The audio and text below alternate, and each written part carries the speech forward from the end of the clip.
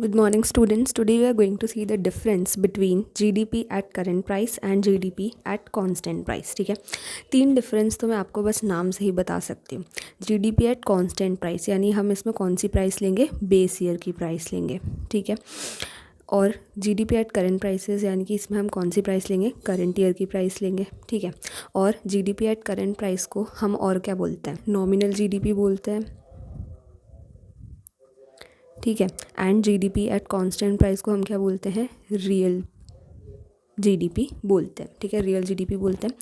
And in दोनों के आप फॉर्मूला लिख दो. ठीक है, तो GDP एट करंट प्राइस का फॉर्मूला क्या हो जाएगा, करंट प्राइस है यानी P1 इंटू Q1, और रियल प्राइस है, कांस्टेंट प्राइस है, सॉरी रियल GDP है, कांस्टेंट प्राइस है, बेस प्राइस लेंगे, बेस प्राइस यानी P0 इंटू Q1. तो ये तीन डिफरेंस तो यहीं पे मैंने आपको बता दिए.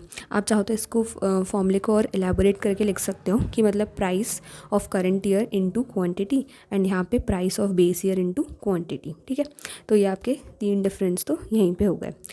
चलिए अब बाकी के डिफरेंस देख लेते हैं. तो फर्स्ट आता है meaning. It refers to money value of final goods and services produced in a country in a year measured at current year prices.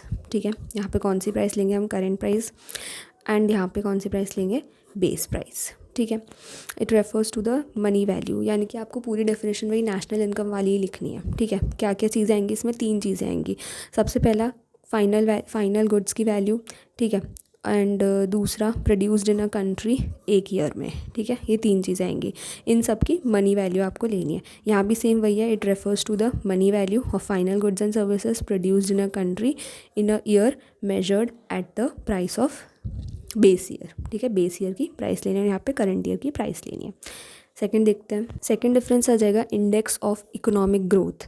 It is not a good tool for measuring the economic growth of a country. ठीक है, यानी कि GDP at current price जो है is not a good tool to measure. लेकिन वहीं पे GDP at constant prices या फिर real GDP is a better tool for measuring the economic growth of a country. ठीक है, सो करंट ईयर की प्राइस से आप जो है इकोनॉमिक ग्रोथ को मेजर नहीं कर सकते, लेकिन अगर आपके पास बेस ईयर की प्राइस है तो आप मेजर कर सकते हैं, बेटर टूल है. ओके, थर्ड आता है causes of change. It is affected by change in both price and quantity and it is affected by change in quantity only. यानी रियल GDP कब अफेक्ट होएगी, जब सिर्फ क्वांटिटी में चेंज आएगा. एंड नॉमिनल GDP कब अफेक्ट होएगी, जब प्राइस और क्वांटिटी दोनों में चेंज आएगा.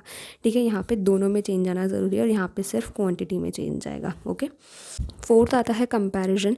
It is not a tool it is not a suitable tool for comparing the GDP at different years. ठीक है, not a good tool for comparison.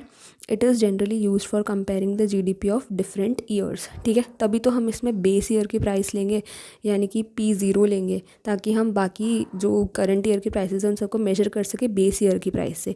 तो इसीलिए ये क्या है, यूज़ करा जाता है कंपैरिजन करने के लिए GDP बाकी डिफरेंट ईयर्स की, और इसको हम यूज़ नहीं करते हैं. ठीक है, फिफ्थ हमारा आ जाता है पॉइंट कैलकुलेशन.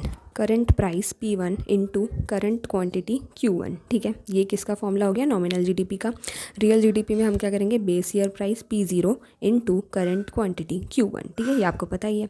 ऑल्टरनेटिव नेम लिख देते हैं. It is also known as nominal GDP and it is also known as real GDP. ठीक है, real GDP and nominal GDP यानी कि नॉमिनल GDP को हम और क्या बोलते हैं, GDP at current prices, and real GDP को हम क्या बोलते हैं, GDP एट कांस्टेंट प्राइस.